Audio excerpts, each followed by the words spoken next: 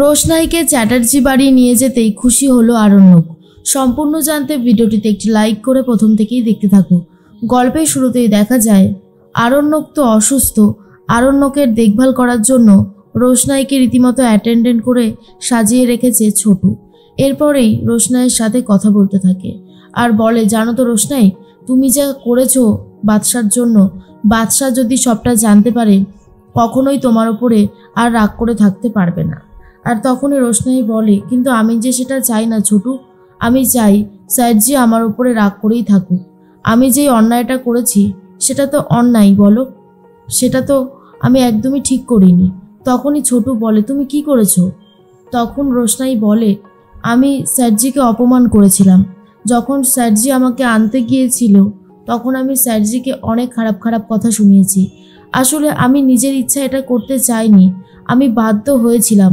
কারণ আমি যদি স্যারজিকে খারাপ খারাপ কথা শুনিয়ে না শোনাতাম তাহলে রাজেশ ভাই স্যারজিকে শেষ করে দিত, সেটা আমি কখনোই চাইনি।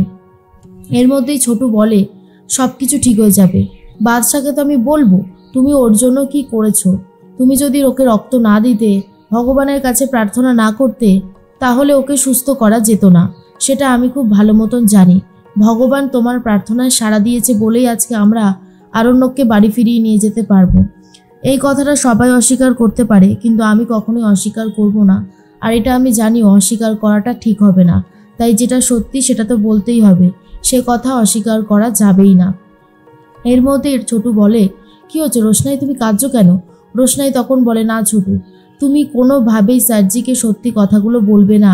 সবাই জানে, আর স্যারজিকেও এটাই বলা হচ্ছে, গরিমা দিদির জন্যই স্যারজি সুস্থ হয়ে উঠেছে। আমিও চাই স্যারজি এটাই জানুক, স্যারজি যেন অন্য কিছু না জানে। তুমি আমাকে কথা দাও ছোটু, তুমি এই কথাগুলো কাউকে বলবে না, স্যারজিকেও না। এই কথাগুলো বললে স্যারজি আবারও গরিমা দিদিকে ভুল বুঝতে পারে। গরিমা দিদি আবারও স্যারজির থেকে অনেকটা দূরে চলে যাবে। আমি সেটা চাই না। আমি চাই ওদের সম্পর্কটা ভালো হোক, ওরা দুজনে ভালোভাবে বিয়ে করে সুখে শান্তিতে সংসার করুক। এইটুকু আবদার তোমাকে রাখতেই হবে। ছোটু তখন বলে, আচ্ছা ঠিক আছে, তুমি একটু শান্ত হও। রোশনাই বলে, না ছোটু, তুমি যদি এই কথাগুলো বলো না, আমি তোমার সাথেও আর কোনোদিনও যোগাযোগ রাখবো না। আমি এখান থেকে অনেক এমন দূরে চলে যাব, সেখানে আর কেউ আমাকে খুঁজে পাবে না। ছোটুর খারাপ লাগে আর বলে, ঠিক আছে তুমি আগে খাবারটা তো খাও। এর মধ্যে দেখা যায় মিনি খুব বায়না করতে থাকে আর বলে, রোশনাই, রোশনাই কোথায়? ও আসবে না? আমি যে ওকে ছাড়া থাকতে পারবো না। আমার রোশনাইকে চাই চাই। আর তার মধ্যেই তনুশ্রী বলে, দেখেছো তো দিদি, তোমার মেয়ে একদমই কথা শুনতে চায় না। ওকে বারবার বলা হচ্ছে, ও তাও শুনতে চাইছে না। তখনই বড় মা বলে, আসলে ও তো রোশনাইকে ভালোবাসে, তার জন্যই এরকমটা করছে। আর বলবে না, আর একটু ধৈর্য ধর, একেবারেই চুপ হয়ে যাবে। তখনই বড় মার কথা শুনে রাজা বলে, তোমার মেয়ে কোনোভাবেই শান্ত হবে না, যাও ওকে নিয়ে রান্নাঘরে যাও।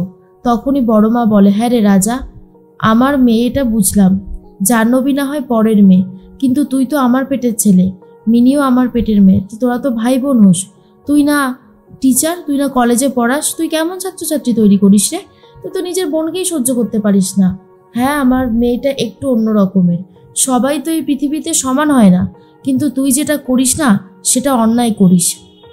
ঠাম্মি তখন বলে, বড় বৌমা একদম ঠিক কথা বলেছে। দাদু ভাই, তুমি মিনি দিদিভাইয়ের সাথে সবসময় এমন করো কেন? তোমরা তো ভাই বোন, তোমাদের কি তোমার কি খারাপ লাগে না? রাজা তখন এই সমস্ত কথা শুনে ভীষণই মাথাটা গরম হয়ে যায়। আর অন্যদিকে দেখা যায় বড় মা মিনিকে নিয়ে রান্নাঘরে চলে যায়। তনুশ্রী তখন বলে, জাহ্নবী বড়লোক ঘরের মেয়ে, ও কেন এই বাড়িতে এসে কাজ করবে? আর তোর মা তো অনেক দিন থেকে এই কাজটা করছে। কি জানি বাবা, মাঝে মধ্যে যে ওনার কি হয় বোঝা মুশকিল। জাহ্নবীর খুব খারাপ লাগে, কেন জাহ্নবীকে ওইভাবে বলেছে। ঠাম্মি তখন বলে, জাহ্নবী যদি একটু কাজ করে দেয় তাহলে এমন কিছু অসুবিধা হয় না মেজ বৌমা। জাহ্নবী তো বসেই থাকে, আর বড় বৌমা এই এতগুলো মানুষের রান্না বান্না সব কিছুই করে। শ্যাম তো বাইরের কাজগুলোই বেশি করে করে।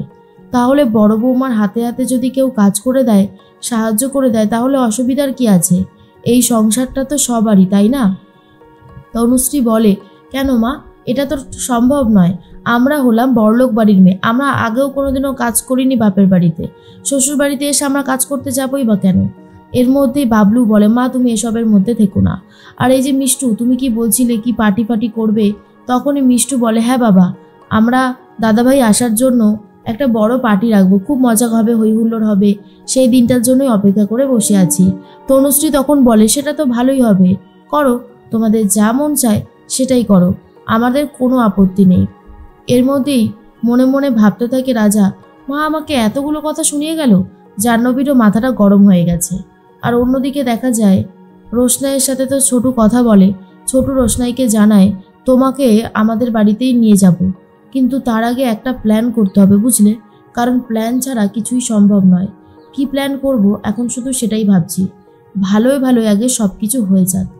এর মধ্যেই মনে মনে একটা কথাই ভাবতে থাকে রোশনাই, আবার যদি ধরা পড়ে যাই তাহলে গন্ডগোল ভালো লেভেলেরই হবে।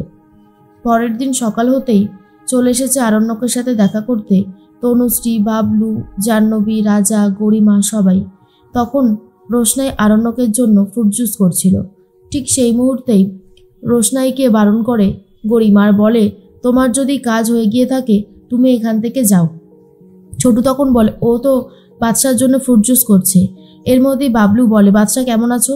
বাদশা তখন বলে, ভালো আছি বাবা, তোমরা সবাই এসেছো, তোমাদেরকে এতদিন পরে দেখতে পেয়ে আমার খুব ভালো লাগছে।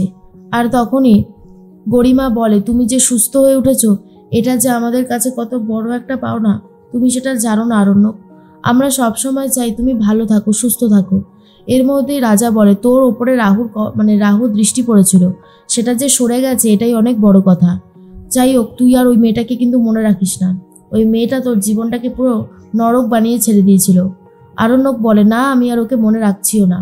এর মধ্যেই ছোটু বলে, মেজদা, এই যে মেয়েটিকে দেখছো অ্যাটেন্ডেন্ট, ও খুব ভালো যত্ন করছে বাদশাকে, তো নার্সিংহোম থেকে আমাকে বললো যে ওকে যদি আমরা নিয়ে যাই অসুবিধা হবে না, যতদিন না মোটামুটি আরণ্যক সুস্থ হচ্ছে, আরণ্যকের সাথে এই মেয়েটা থাকলে ভালোই হবে। আর ও তো বেশ হসপিটালের অনেক নিয়মকানুনই জানে, কিভাবে কি করলে কত তাড়াতাড়ি সুস্থ হওয়ানো যেতে পারে। আমরা সাধারণ মানুষ, আমরা কি আর মেডিকেল সায়েন্স কিছু বুঝি? ও অনেকটাই বোঝে, ওকে যদি আমরা বাড়িতে নিয়ে যাই তাহলে তো ভালোই হবে, তুমি কি বলো?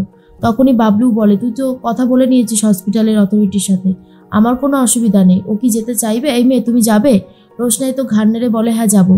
এর মধ্যে আরণ্যক বলে, হ্যাঁ বাবা, ও খুব ভালো কাজও করে, আর যেটা বলি সেটাই শোনে, ও গেলে আমার বেশ ভালোই লাগবে। আর সবাই তো নিজেদের কাজে ব্যস্ত থাকে, অন্তত ওকে একটু পাওয়া যাবে। আর এটা শুনে আরণ্যকও খুশি হয়, কিন্তু আরণ্যক জানে না এটা আসলে কে। আর এর মধ্যে গরিমা বলে, তুমি সুস্থ হয়ে উঠেছো, তোমাকে বাড়ি নিয়ে যাব কতক্ষণে সেটাই মনে হচ্ছে, বাড়িতে তোমার জন্য অনেক সারপ্রাইজ অপেক্ষা করছে, একবার চলোই না, দেখতে পাবে। শুনেই আরণ্যক খুব খুশি হয়। এর মধ্যেই রোশনাইও রেডি হয়ে গেছে আরণ্যকের সাথে চ্যাটার্জি বাড়িতেই ফিরবে বলে।